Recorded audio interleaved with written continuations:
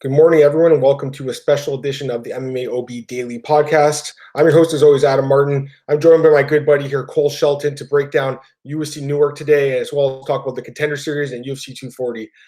First and foremost, guys, follow me on Twitter, and this podcast is available at MMAOddsbreaker.com and on our YouTube channel. Please like, share, and subscribe. Also, check me out at bjpen.com and MMARatings.net. Cole, tell the people where they can find you. On Twitter at Cole Shelton 91, BJ Penn, SureDog, MA News, a bunch of other places. Just all my work's on my Twitter. All right, cool. Sounds good. All right, Cole. So just initial thoughts on this card before we get into it. This is not an ESPN card. This is they're getting in the boxing model. There's one good fight, which boxing does, and then the rest is just fights no one really wants to see. Like, if you have Jim Miller versus Clay Guida as your co-main event on an ESPN card, something probably went wrong. Like, the main event, it's a great fight. I'm looking forward to it, but the overall card will not be a good one.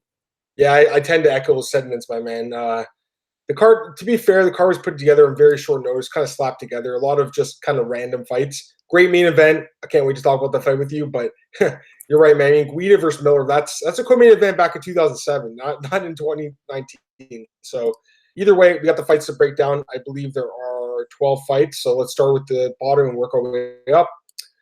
First fight of the night, we have a women's flyweight bout between Mara Romero Barella and Lauren Murphy.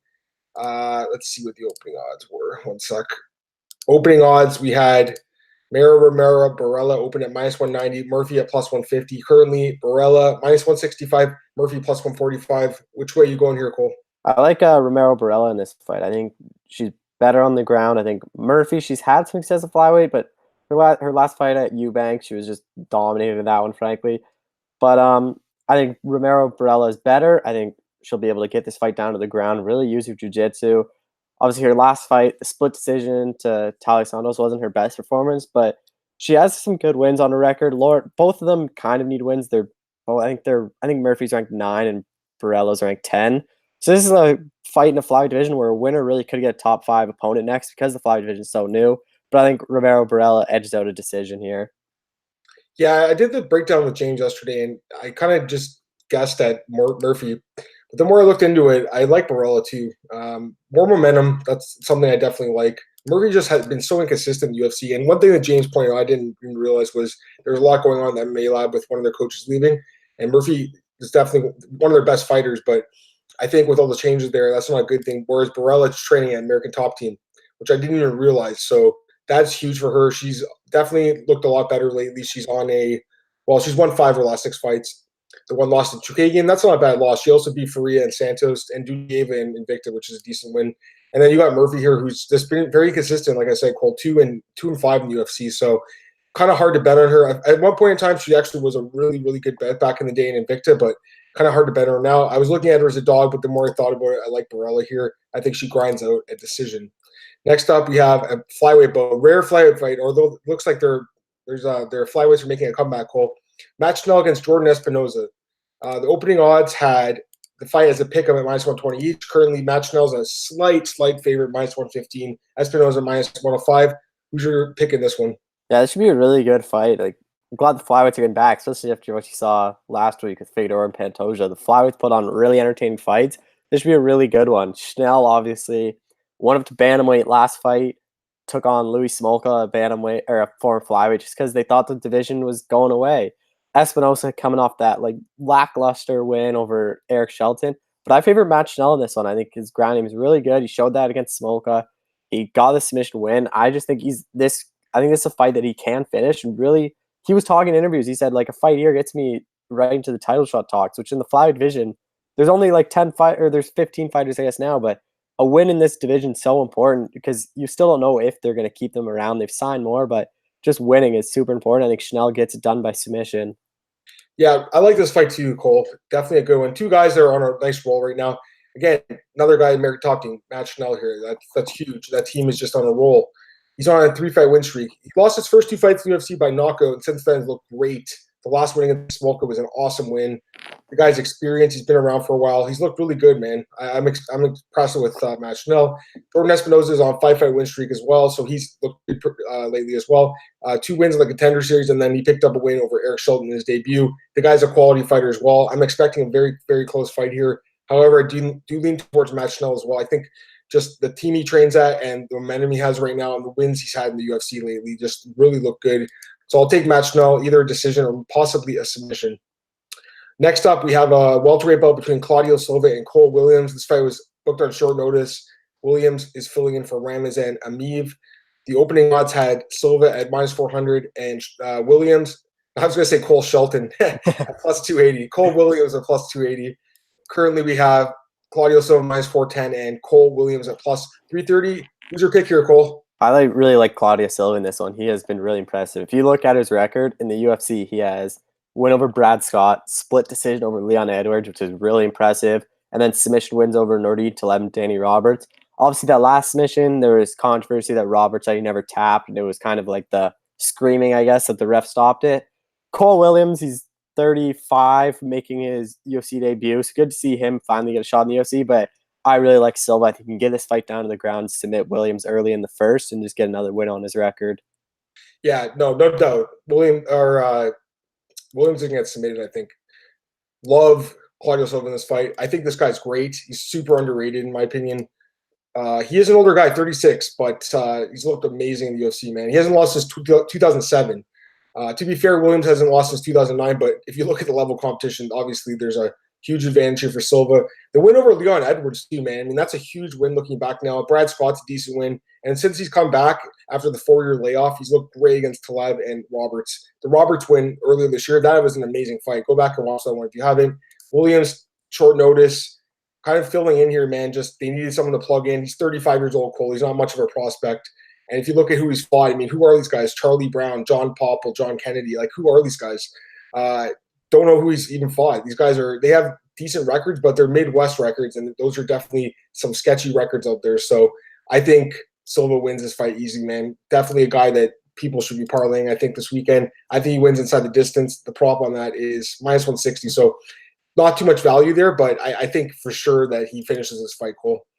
Next up, we have lightweight bout between Scott Hot Sauce Holtzman and Dong Young Ma Maestro, not the bigger Dong Young Kim. This is Dong Young Kim Jr. The opening odds had Holtzman as a -285 favorite with Kim Jr. as a +205 underdog, and currently you have -350 for Holtzman and Maestro a +290. Cole, who's your pick in this one? I like Scott Holtzman in this one. I talked to him before the fight. He said this is a perfect opponent for him. He really likes the matchup, and I think he gets it done. I don't think he can finish Ma. Ma's a tough guy. Obviously, he's been knocked out before. That last one to Devontae Smith was a great knockout, but this is a fight I think just Holtzman can grind out a decision, just really use his grappling, his striking, and just dominate, not really dominate the fight, but just close out a really good decision win, get back in the win column for him. Yeah, I agree. I think Holtzman grinds it out too. He did have that win over Alan Patrick by stoppage, but for the most part, this guy wins decisions. Ma, he is tough, Cole, for sure, but he has been KO'd. I just don't think Holtzman has that explosive KO power that he needs to get that first round finish. So instead, I kind of think he grinds this one out. Give me Holtzman by decision in this one. And the line is a little bit high, though, I think. I don't think Maestro's that much of a scrub that he should be a almost +300 underdog, but to a guy like Holtzman. But, either way, I do think Holtzman wins this fight. Next up, we have a really good middleweight fight here, Cole, between Gerald Mearshart and Trevin Giles. The opening odds had Trevin Giles open at -125, Mearshart open at -115. Since then, the action's coming on Giles. He's -165. Mearshart's +145 right now. Cole, who's your pick? So this is a redemption fight. I picked Cummins last time against Giles. I just didn't like the layoff. And Mearshart, he's had mixed results in the UFC. Like he had he's 2 losses in a row to Kevin Holland, Jack Hermanson. The Hermanson loss is not a bad loss anymore. The Holland one, it was just a boring fight. Neither of them did anything. So if Mearshart won, I would have been fine with it. If Holland won, I would have been fine with it. This is a fight I favor Giles. I think he's just better stand-up. And if he can keep the fight standing, I think he'll have a lot of success. Mearshart needs to try to get down to the ground. He uses wrestling and jiu-jitsu, which I don't think will happen. I think Giles will win by decision. Yeah, I like your breakdown here. You were right about the last fight he had with Cummings. I remember I was really high on Giles there, and you liked Cummings a lot. He picked up the upset win. But that was a long layoff. Now he's only taken, 2.5 months off, so he should be back in the swing of things. Giles, I'm talking about here. The guy had some really good wins before he took that layoff, Cole. Brian Spann, James Bogdanovic. I mean, that guy's not great, but still he finished him. And then Antonio Braganetto, who's a decent fighter, he knocked him out. Those were some really good wins. And then Mearshart obviously has been around forever. The guy's experienced. He's fought everyone. He's a really good fighter. Don't get me wrong. I really respect Gerald Mearshart. The guy's a grinder. He's a great fighter, but I do think he is on the decline here. Hasn't looked great as of late. I think Giles is catching him at the right time. Give me Giles to win this fight, Cole. I think he could possibly stop the fight or win the decision. Next up, women's flyweight bout. Antonia Shevchenko against Lucy Pudilova. Kind of weird this fight's taking place in Newark, New Jersey, but it is what it is. You think they would say that for a European card, right, Cole? Shevchenko opened at minus 230. Pudilova opened at plus 170. Right now we have Shevchenko minus 145. Pudilova plus 125. Where are you going with this one, Cole? Well, first off, I just think this is a fight. Stay away from betting-wise. Both looked really disappointing in their last fights. Pudilova was dominated by Liz Carmouche. Shevchenko really disappointed, lost to Roxanne Modafferi. I think you and me both picked Shevchenko to win that fight. I thought she'd win, and she just really got exposed. Like, so this is a fight I favor Shevchenko. I think this fight will just stay standing. Shevchenko is the better kickboxer. There's a fight I just wouldn't recommend betting, but I think Shevchenko wins by decision. And if she doesn't, that really derails the hype. The Modafferi loss really derailed it again, but then she'd be what 1-2 in the UFC, not counting the Contender series. This is a fight that I think she really needs to win. Pudilova on a 2-fight losing streak needs to win. This is a fight. Like you said, too, I'm surprised it isn't happening in a European card, but I favor Shevchenko getting it done here. I kind of lean towards Shevchenko as well, but definitely would not bet on her after that last fight with Modafferi. Terrible performance. She got dominated by Modafferi. It says split decision, Cole, in the records, but we all know that she lost pretty much every round of that fight. So terrible performance. You know, she is obviously the sister of Antonina, or excuse me, of Valentina. She's Antonina. She's the sister of Valentina. So she's got that last name going for her. I think that some of us, including myself, kind of blindly were like, yeah, she's going to beat Modafferi, and she didn't look good in that fight. So that definitely worries me going forward. She's also 34, Cole, so she's a little bit older. Taking on Pudilova here, 25 years old, so a lot younger, 9 years younger. And I actually picked her against Carmouche, Cole, and I was very disappointed with that performance. Did not look good in that fight. It was a fight that I think the UFC wanted her to win, taking place in Prague, where she's from. So that was a bad performance by her, I think, in front of her hometown. She has looked decent at times in the UFC, though. She's a very tough girl. She can go 3 rounds. I think this fight goes to the decision. I think Shevchenko edges it out, very slight decision. I would not bet on this fight because I don't think you can trust either of them. Next up, speaking of fighters you can't trust, welterweight division fight between Nikki Gall and Salim Touhari. Opening odds had Touhari, or actually Gall opened as a minus 190 favorite and Touhari opened at plus 150. And right now, the line is flipped. We have Touhari as a minus 125 favorite. Gall is a plus 105 underdog. You see some value there, Cole, an underdog? I think Gall gets it done here, but this is a dog or pass situation. I wouldn't really want to bet on either of them, but it was really whoever the underdog I'd take for betting wise. And I think Gall, he's fighting. I think he's from New Jersey because I think he wanted to get on this card. Yeah, so fighting in front of the hometown. I think the last fight against Diego Sanchez, obviously he got dominated.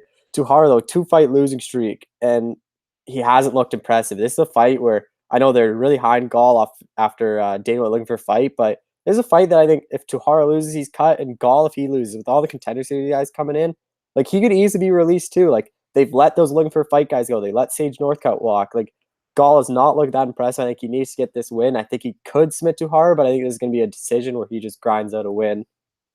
Yeah, I'm 100% with you, man. I think this is definitely a close fight, and I do lean towards the dog slightly. Mickey Gall, a little bit more experienced in the UFC, but definitely not a.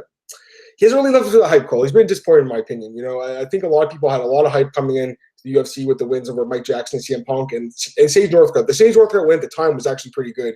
Since then, Cole just hasn't looked good. Randy Brown dominated him. He beat George Sullivan, but George Sullivan, I believe, is retired now. He's an older fighter. And Diego Sanchez destroyed him, which was a really bad loss. And me and James, I remember we did the podcast. We both picked Diego Sanchez as a big underdog in that fight. Obviously, now people are betting against Gall a little bit. They're down on him, and for good reason, I think. He just hasn't looked great lately. Taking on Touhari here, who he hasn't done anything special either, Cole. 0-2 record in the UFC. Losses to Alves and Nakamura, 2 decisions there. Those aren't bad losses necessarily, but he didn't win those fights either. If you look at his record, he really has no notable wins either.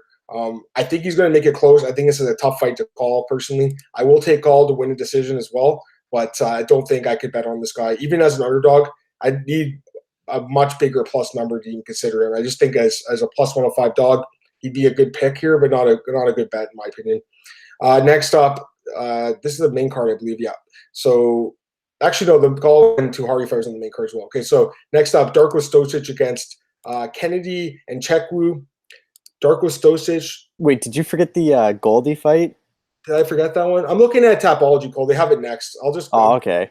No worries, no worries. The bout orders are so weird. I look on different sites all the time, and everyone has it differently. So I don't know. I know. No worries, no worries. Yep. We'll just do this fight first. Stosic opened at -130, and Chekwu opened at -110. Right now, Stosic -130 and Chekwu +110. So the odds haven't moved really at all. Who's your pick in this one, Cole? Well, this is a fight. Both Njeku looked good his last fight until he got caught, and Stosic did not look good against Devin Clark. I'm pretty sure we both picked him to win, and Clark really just dominated that fight. It was not a good fight. It was a really bad performance from him. So I favor Njeku getting it done. This is a fight I wouldn't bet. It's light heavyweight. Anything can happen. Both guys are coming off of losses that they really shouldn't have lost. So, but I just favor Njeku being able to keep it on the feet, or even if he uses grappling, he comes from a good camp at Fortis. But I just wouldn't bet this fight. But I favor Njeku by decision. Yeah, it's just another one of those fights, Cole. This whole card is a lot of fights. Just don't know if they're worth betting on. This can go either way, like you said, Cole. Both guys disappointing their last fight. Stosic with the loss to Clark. He should have won that fight, in my opinion. Devin Clark's a very chinny fighter. He should have knocked him out. And then Njeku was dominating Paul Craig and got caught right at the end. That's a bad loss. Yeah, he trains at Fortis, which is a great camp, of course. Stosic coming out of Serbia here. It's a tough one to call. I think it can go either way. I slightly lean towards Stosic, very, very slightly.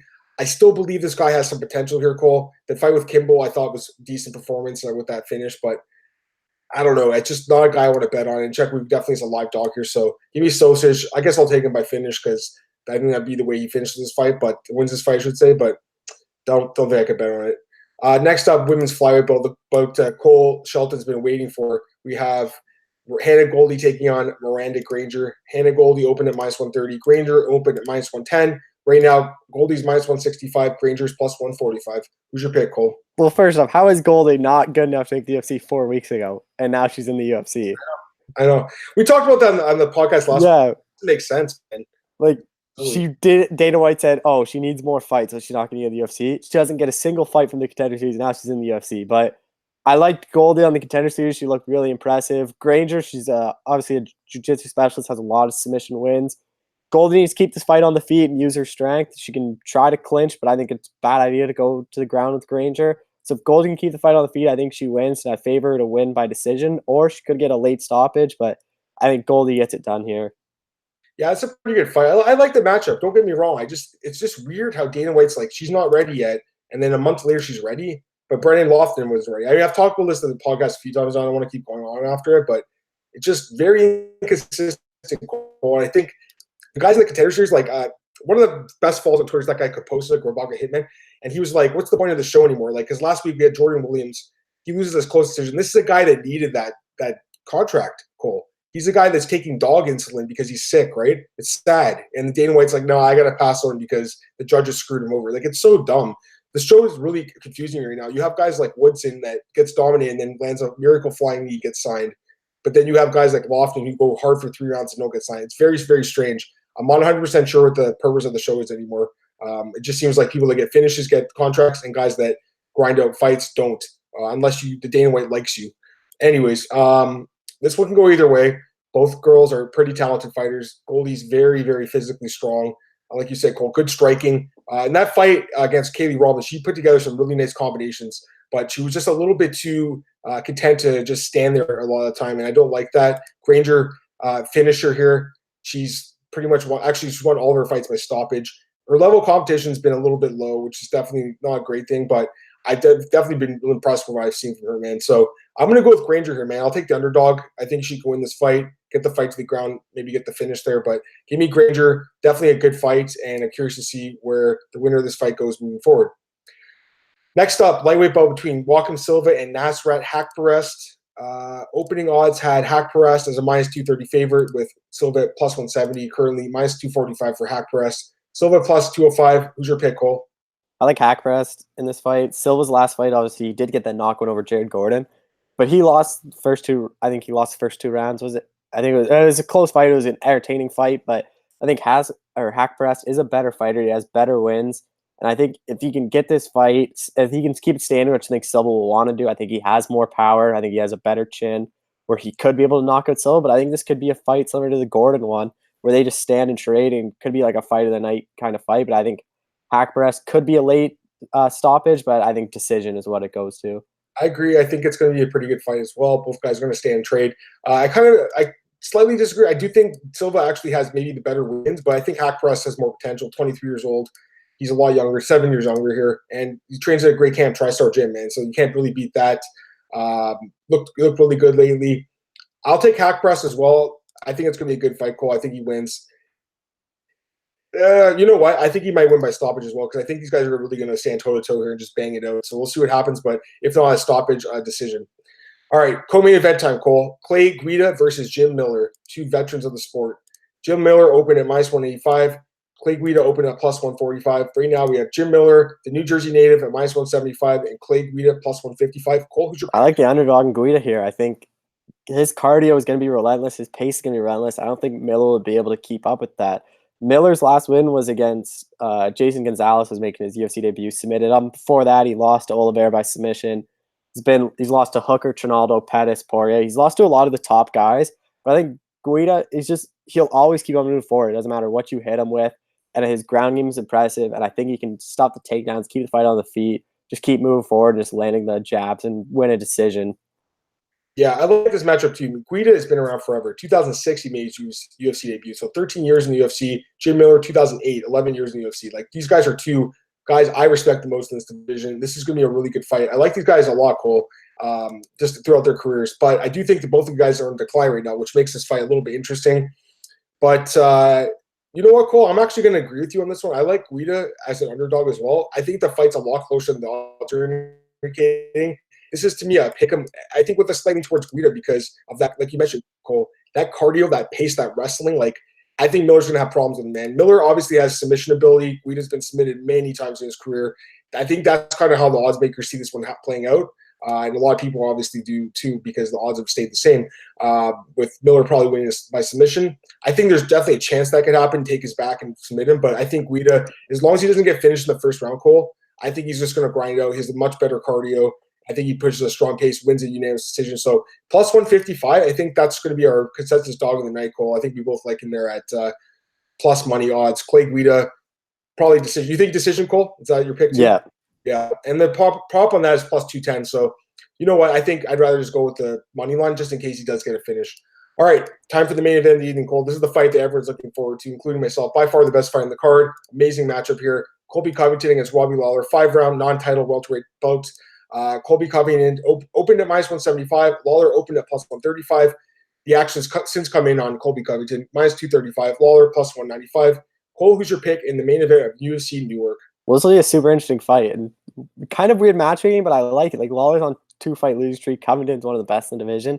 But I think people have forgotten how good Colby Covington is. He hasn't fought in over a year, but his pace, his wrestling, his striking is so good. And I know Lawler does really well against wrestlers, so it's going to be really interesting to see if he'll be able to get the takedowns for Covington. But Covington's that chain wrestler type where if he doesn't get the first takedown, he'll just keep on going and keep on getting in the clinch, looking for the takedown. And he won't get tired. He'll always keep on coming forward. And I think his striking is underrated. I think he can grind out a decision win, or I wouldn't be surprised if he can get it down and submit Lawler, ground and pound TKO him late in the 4th or 5th. This will be a super interesting fight. Love this matchup too, Cole. Definitely a surprise when it was booked. I didn't expect them to book this fight, like you mentioned. Colby coming on a long win streak with Lawler off a couple losses, but I think it does make sense. It's just a great test, I think, for Covington. If he could beat Lawler, he's absolutely ready for a title shot. I think he already is, personally, but obviously with the layoff, I think he needed this fight, Cole. I think going in against Usman after a year and a half layoff would have been a bad idea. Now he can get some ring time in. I think this fight probably goes to 25 minutes. I think that Colby Covington's just going to put a relentless pace on Robbie Lawler. His cardio is absolutely insane. Robbie Lawler's a great fighter. You talk about Hall of Famers, Cole. Robbie Lawler, 100% he's going to the Hall of Fame one day. One of the greatest of all time. But he's on decline. No doubt about it, in my opinion. Just not the same guy he was. I think he's still a good gatekeeper. He's not a top 5 guy anymore. He's a top 10, top 15 guy. And I just don't trust him here against Covington, man. We've seen Robbie Lawler throughout his career lose a lot of decisions when he gets taken down and lose by submission as well. I don't know if Covington submits him, but I think that he grinds him out, man. Covington by decision is my pick. I'm checking the odds on that. Covington by decision, plus 130. I'd rather just go with the money line here, if anything. I think that Colby Covington wins this fight, man. I really like him here. I think, like you said, Cole, people just, first off, they forget about Cole, but people don't like Colby Covington. That's the other thing. They just think he's a douchebag. I mean, maybe there's something to that. Personally, I think the guy's hilarious, but I can see, I guess, why people don't like him because of his personality and stuff and the way he talks on Instagram. He's like Dan Bilzerian and kind of acts like him. But to me, I think he's got a great personality, and I'm excited to see him fight for the belt personally because I think he puts up a pretty good fight against Usman. He has the stylistic game plan, I think, to be a guy like Usman or at least match up with him pretty well. So we'll see what happens if that title fight goes down. But he definitely needs to get this win first before that happens. So give me Colby Covington. I think he grinds out decision. So that's it for UFC Newark. Me and Cole, I think we agreed on almost all the fights except for like maybe one or two. So that's good to hear, Cole. We'll see what happens we'll talk about it next Tuesday, obviously, with the after the fight end or the event ends. But first off, or I should say, next up, I want to talk about Contender Series. First up, we have, that's tonight, by the way, in case anyone forgets, Tuesday Night Contender Series. First up, let's go from the top, work our way down, Cole. Main event of the evening, light heavyweight bout, Alexa Kimur against Fabio Charant.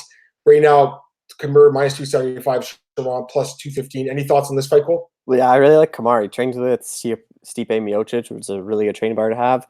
And I think this is a fight that he wins. I wouldn't be surprised if he finishes it. And it's a fight, I think, even if it goes the distance, I think he gets signed. Like, whoever wins this fight gets signed. Like, the UFC needs light heavyweights. They need heavyweight prospects. So anytime there's a light heavyweight or heavyweight fight, chances are they're going to get signed, even if they don't get a finish. But I expect Kimur to get a finish in this one. Yeah, I like this matchup too. Kimur 4-0, Charant 4-0. So two guys are undefeated, and both guys have finished all their fights. Kimur all by TKO, Charant all by submission. So interesting matchup, but I favor Kimur as well, man. Like you said, the training camp is an Ohio guy, trains with Stipe.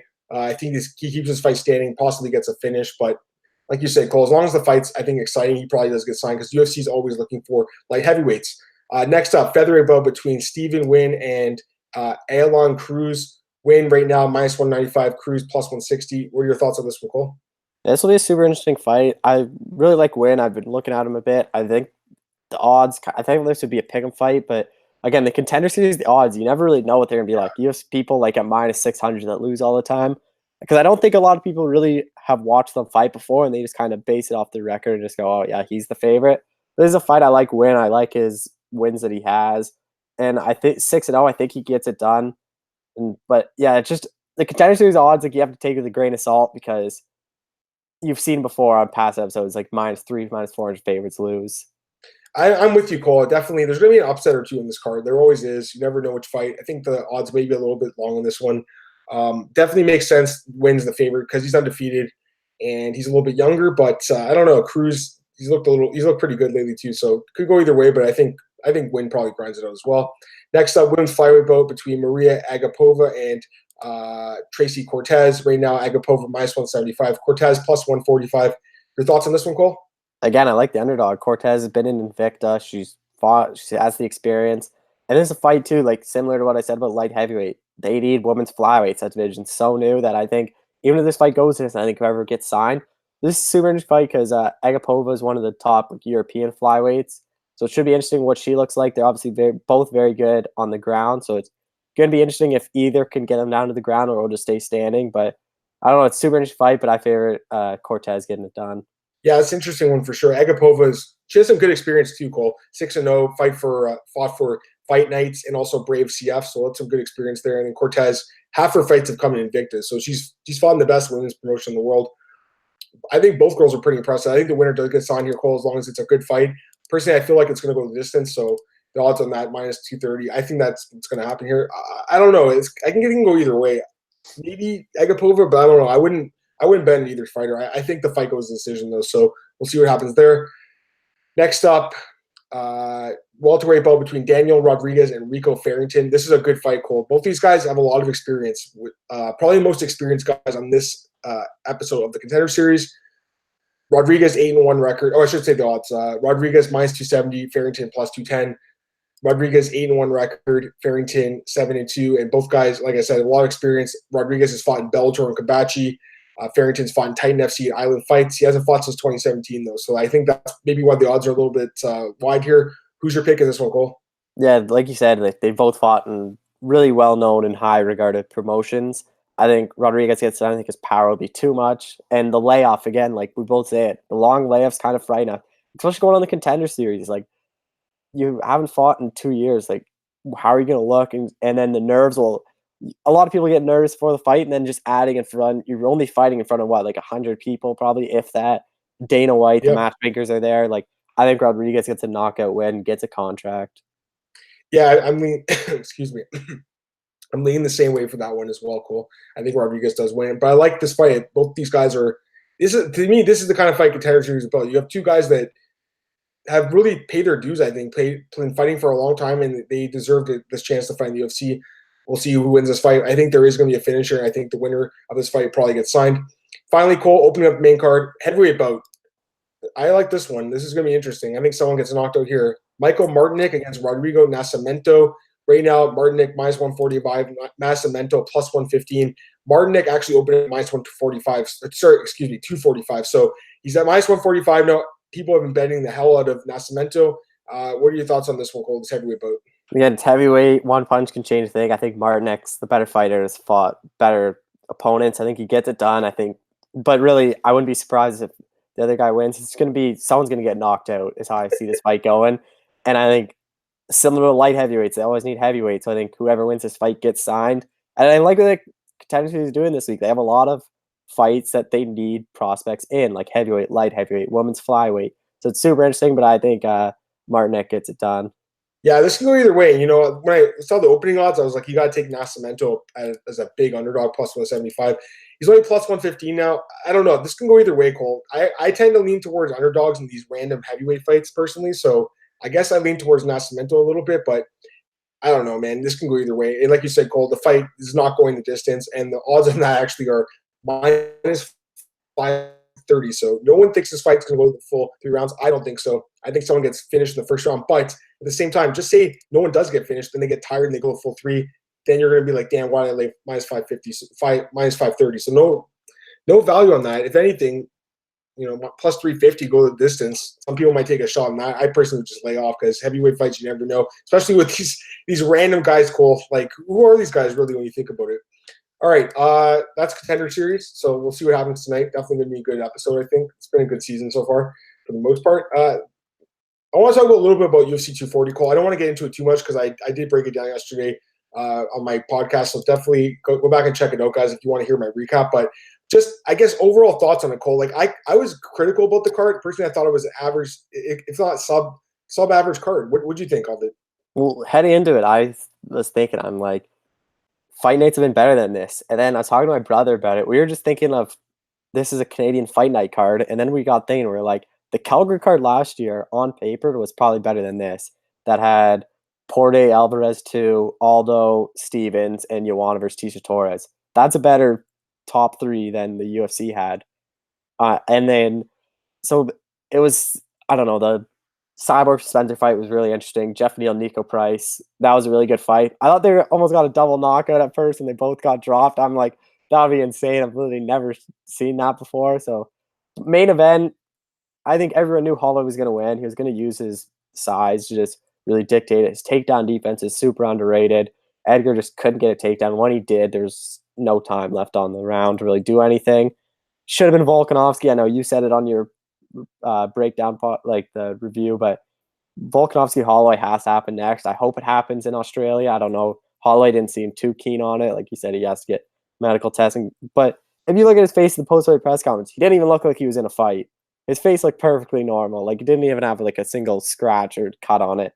But other than that, the 2 first fights were weren't good at all. OAM, I don't know what the UFC is going to do with them. I wouldn't be surprised if he gets cut or if he gets another shot later on this year. But he has to win that. Like, I know he's had a good camp at TriStar, trains with GSP a lot, but at what point do you start to think like 3 fights in a row, you got to change something? Like, something isn't working for you. But the flyweight fight should have been on the main card. That was the best fight of the night, but it was just a card that was below average, just another ordinary card that really shouldn't have been a pay-per-view. Man, agreed 100%. Everything you said, I agree with you, Cole. for me, the best fight then clearly was Figueiredo and Pantoja. And again, we both talked about this, Cole, on the podcast last week. Why was this on the main card? Why was Jotko and Barrio opening up the main card? What did Marc-Andre Barrio do to deserve this main card slot? I don't understand why the UFC likes this guy so much. 2 straight fights, Cole, where he's just been in boring fights. First against Andrew Sanchez, now against Jotko. Or I guess that last fight was okay. The second round anyways was good. But overall, he's just getting grinded on against the fence. Like, who wants to watch that? I don't. I don't think any fans do either. So UFC, really strange card placement in this card. Even the Duwato fight, that could have been on the main card as well. So very strange. I've talked about that already, so I don't want to get into it. The one thing I do want to mention was, first off, Frankie Edgar, 135. You think that's next for him? Well, when I talked to him before, I'm like, could you make bantamweight? He's like, yeah, it would suck, but I could make it. So I'm like, I don't know. And then he's like, the reason he said he isn't sure about bantamweight is because Marlon Moraes is his teammate and they're really good friends. He said the only way to go down is if it was for the title or had some sort of title implications. But I think bantamweight is the only move. You're not going to get another title shot at featherweight. And it's super crazy to think this guy won a title at lightweight, which is probably 2 weight classes up from where he should be fighting naturally. But I think bantamweight should be the move. But I don't know if he wants to cut the weight at 37 years old. But I don't know. I was still tuning in to see a Frankie Edgar fight. He's still one of the best to do it. But yeah, I think bantamweight should be next for him. Yeah, I agree with you, Cole. I think so too, personally. It's crazy that, like you said, he was the lightweight champion in 2010. He did beat BJ Penn, who's an undersized lightweight, but still, I mean, he beat Gray Maynard, who was a bigger, at that time, lightweight. I guess he's a featherweight now too. It's just, I think over time, the guys have got bigger in these divisions, and that's what's happened. But Frankie's definitely future Hall of Famer, is a stud. I just personally did not like his performance against Holloway. I just didn't think he did anything in the fight, Cole. I don't think that fight was close at all. I thought Holloway won every round of the fight. And to me, it was kind of a boring fight. So we'll see what happens to Frankie. I do think 135 makes a lot of sense. I mean, listen, Cole, if Uriah Faber can get 1 win over Ricky Simone, everyone's like, let's get a title shot for this guy. Why can't Frankie Edgar go down and get a win over someone else, I don't know, in the top 15 and like Thomas Almeida or something? I don't know. Like, that's pretty much where Simone ranked. Give him like Jimmy Rivera, who's in the top like 10 or top 5, whatever. Great fight. I wonder if they've trained together before, because I know they're both Jersey. Oh, yeah. Not sure. Yeah, just give him someone like that coming off a loss in the top 10, and if he wins impressively, you can give him a title shot. Like, no, I mean, listen, at some point, these guys have to fight their friends. I mean, listen, if he had won the featherweight belt, he probably would have fought Zabit at some point, right? So he didn't win the fight. He lost. Holloway wins. He fights Volkanovski. And I think for Edgar, I think 135 is the right move. Cyborg, I think Bellator is going to sign her, man. She has to wait 3 months. She said on Ariel's show yesterday she's a 90-day window to negotiate exclusively with the UFC. Sure doesn't sound like she wants to go back. Dana White is a stubborn guy. I don't think he'll issue an apology. She deserves an apology. I don't know if you saw that quote where she was like talking about how her daughter gets like bullied at school because Dana White said she has a dick. Like, Dana White's an asshole, man. Like, he treats his fighters like garbage, and he treats her like garbage. She's been nothing but a good fighter for the UFC. She's been drug tested more than any fighter in the UFC. Has passed every drug test. I don't know what his issue with her is, man. She put on an amazing fight against Amanda Nunes. 1 minute fight goal. The best 1 minute MMA I've ever seen, maybe. It was an incredible fight. She did lose, but it doesn't mean she's a shot fighter. She looked good against Spencer. She didn't get her due from the UFC. Bellator's president, Scott Coker, first thing he did, go on Twitter and say, congratulations, post a picture of them from Strikeforce. I think the writing's on the wall, Cole. I see her going to Bellator and fighting Julia Budd. What do you think, man? Yeah, I think she was Bellator. And the thing is, like, Dana White's been saying, Sabar doesn't want the rematch. And after the fight, she had a shirt that said, Sabar versus Nunes 2020. And I saw Ariel's tweet. She did that on the ESPN post-fight show, and before she could go on the press conference, UFC officials said she had to take the shirt off. So she has a shirt that says she wants the rematch. She wants to come back. But that goes against everything Dana White and Amanda Nunes have said, is that she doesn't want it. And the UFC made her change her shirt, which is, I just don't think she's happy in the UFC. I think she leaves for Bellator. And Julia Budd versus Chris Cyborg is a fight I tune in. It'd be a super interesting fight because Julia Budd is the 3rd or 2nd best featherweight in the world. Yeah, no, I agree. I think that's the right fight to make.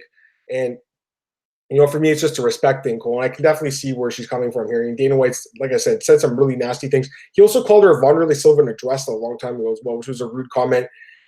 She also wanted Joe Rogan to issue an apology publicly. Apparently, he said something to her in private, but not publicly. Is it really that hard for these guys to make a post on Instagram or Twitter and say, I'm really sorry for saying what I did. I apologize to Chris Cyborg and to her fans and to her family. This won't happen again. We have nothing but respect for you, Chris. Like, is it that hard for them to say that, Cole? I don't get it, man. again, Dana White's a stubborn guy, but to me, he's just kind of a bully sometimes, and this is another example of it. So I don't think she goes back. I think that's all I wanted to mention from this card. Actually, no, quickly, Jeff Neal. You think he's ready for the top 10 guy?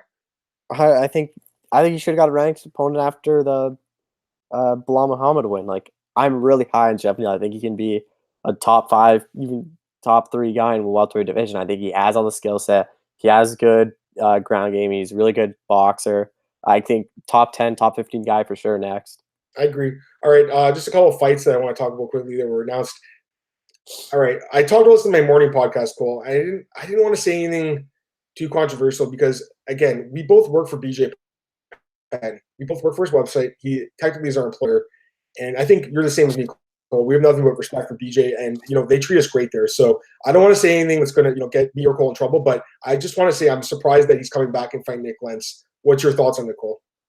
Yeah, I didn't think he'd get another fight, but I don't know. I know him and Lentz don't like each other. I've heard some stories from people about them training together and what happened. I don't know if it's true. I wasn't there, but yeah, I'm surprised.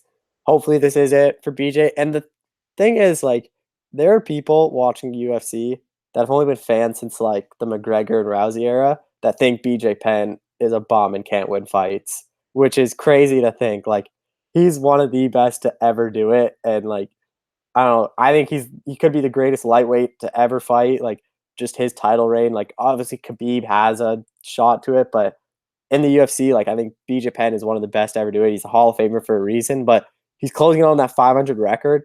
And in a bunch of years, like, when people don't really remember his fights, they'll just look at his record and be like, how is that guy a Hall of Famer? Yeah, he's 16, 14, and 2 right now. I looked at his record yesterday. That's not a great record. The 7 straight losses obviously hurt that. At one point in time, though, he was clearly one of the – like, people were talking about the GOATs of MMA. He was, like, one of the top 5, top 10 guys. I don't think he's up there anymore just because of the losses, but the guy's still one of the best to ever do it. Cole, he's been in the UFC for, like, 20 years, man. That's incredible. Never left. I'll say this, though. Dana White also mentioned he said, hey, we're going to get BJ this fight. BJ's been terrorizing. He wants to hit this fight. The deal I had with him was I told BJ, win, lose, or draw, we're not giving you another fight. But he did say if BJ wants to fight another promotion, he can't do anything about it. So I don't know if this is the last fight in his deal or what. I think if he loses, the UFC would have to just let him go. But at the same time, Cole, Bellator, their matchmaker, Rich Chow, BJ's like one of his best friends. And they're both Hawaiian. And Bellator goes to Hawaii, unlike the UFC. Cole, if they release him, I think he goes to Bellator. Do you agree with me on that? Yeah, I could see it. Let's just do a retirement fight in Hawaii. Bellator could give him a guy that none of us have really heard of. Easy win for BJ to go out on top in Hawaii. He could, like, imagine that. So, like, it's him and Ali Malay, like, headlining that card. Like, that would be crazy for Hawaii. Like, I just don't get – the UFC really missed the boat going to Hawaii. They could have had, like, an up-and-coming Holloway, BJ Penn headline the card. But I don't know. I think he could go to Bellator and go fight in Hawaii for his final fight. I'm with you on that too. I just don't understand why they haven't gone to Hawaii yet. Dana White says, the arena, I don't want it to like rain or something, or like the time difference. But to me, it's like Bellator's already been there a couple of times now. It's kind of stupid the UFC's have been there. They go all around the world, Cole. They couldn't have gone to Hawaii. Very strange. Don't get it. Well, they're building a stadium in Abu Dhabi. They couldn't build one in Hawaii. Dude, I'm with you. I don't get it. The other fight that was announced over the weekend, Yair Rodriguez against Jeremy Stephens. That's going to main event UFC Mexico City. What a fight, Cole. I love this matchup. What are your thoughts on that? Yeah, this will be a super interesting fight. Super good fight. But I don't know. I'm surprised the matchmaking. I thought all the lead up, all the rumors where Yair finally wanted that Zabit fight. He was calling for that Zabit fight. Of course, he got released for like what felt like 10 minutes when he didn't take the Zabit fight. But this should be a super interesting fight. Jeremy Stephens always has interesting fights. Yair Rodriguez is always an interesting fights. But early on, I just favor Yair. But this will be one of the best fights. Like a good main event too for Mexico City. Yeah, I like the matchup too. By the way, it's funny, right? Remember, I think Nolan King actually broke this news a while ago that Zabit was supposed to fight Ortega in Edmonton. That fight never happened for whatever reason. Never heard anything. I don't think a follow-up from Nolan about that. But then it was rumored, I think, for this card. Have you heard anything about that fight happening, Cole? No, I know it got rumored by Chris that it was Ortega, Korean Zombie, and Ortega was saying no or whatever, and then it was a lot of holdup because Korean Zombie wants to fight on that South Korea card. He wants to headline it, and they were trying to get him a fight like a couple months before that, and he was kind of worried that the same thing with Stephen Thompson. Like, what happens if he gets knocked out and then he can't main event his show in his hometown? Like, so obviously, I think he's trying to hold out for that. I don't know if Ortega would want to go to Korea, so I don't know, but that would be a super interesting fight. Korean Zombie versus Ortega. It would be a really good fight. Yeah, I agree with you on that. The other thing I want to mention quickly, Nicholas Dalby re-signed with the UFC, former obviously UFC fighter, former Cage Warriors champion. Good to see him back in the UFC, Cole. Yeah, I always watch the Cage Warriors. You agree with that?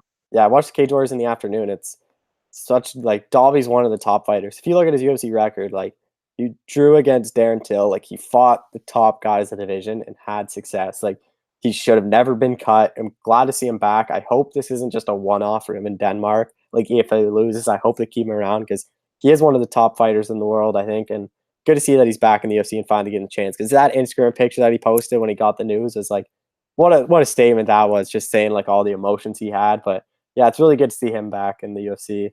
Yeah, I agree. And another, like you said, Cole, I think he got kind of cut short in the UFC. He beat Elizu Zaleski dos Santos in his debut. That's a great win, man. That guy's amazing. Had a draw with Darren Till. That's a bad draw. Then he had 2 losses to Cummings and Sabata. Obviously, the losses aren't great, but if you know what he was going through with all his personal issues with the alcohol problems and stuff, like it's understandable that he was kind of on that skid. But you know what? Listen, man, this guy turned his life around. I'm really happy for this guy. And to fight in his home country, in his hometown of Copenhagen, that's amazing, Cole. So I'm actually really looking forward to that card. Unfortunately, Cole, I actually have a bowling tournament that day in September 28th, and that card takes place like 10 in the morning. So I'll have to catch it up on it later on Fight Pass or whatever. But definitely going to be an interesting card. And Jack Hermanson versus Cannonier is going to be a good fight. Anything else you want to talk about, Cole, before we get out of here? No, nothing really. I think we got everything. Okay, cool. All right, guys. Thanks again for tuning in. As always, you can check me on Twitter, guys, at MMAOB. This podcast available at MMAOddsbreaker.com. Go to our YouTube channel, like, share, and subscribe. Also check out Mike's MMA picks. He does a great breakdown every Saturday morning, breaking down the UFC card that evening. As well, guys, check me out at bjpenn.com. I'm always posting news there. And MMARings.net. I just wrote an article about why I think Frankie Edgar should go to 135. So definitely check that out. Cole, plug away anything you want. Twitter at Cole Shelton 91. On bjpenn.com, I spoke to Jared Cannonier just to get his early thoughts on the Hermanson matchup. That's out. And this morning, I actually spoke to Felicia Spencer to get her thoughts on the Cyborg fight. And that just got posted. So super interesting to see, because you don't see many fighters talk after a loss, but it was super interesting to hear what she said. She basically said that she had a lot of confidence heading into the second round. After cutting Cyborg, her confidence, and she thinks that fight, she thinks it was her 8th professional fight. If she went the distance with Cyborg, she's like, wait until I'm 20 fights in, like what I can do. Like she has all the confidence. She can be a UFC champion. And then I spoke to Dan Lambert, so all the articles will be out on this week on BJ Penn, just on some of the fighters like Colby, Jorge, Masvidal, Nunes, Greg Hardy. Just catch up with a lot of the ATT guys, and everything else just on my Twitter. Awesome, man. Thanks again for joining me, Cole, breaking down UFC Newark. Guys, go back and watch the podcast if you're just tuning in late. Again, thank you guys for joining in today. I'll be back tomorrow breaking down whatever happens tonight in the Contender Series and whatever else news happens in this crazy world we call the world of mixed martial arts. Thanks again, guys. Have a great Tuesday, and we'll be back tomorrow.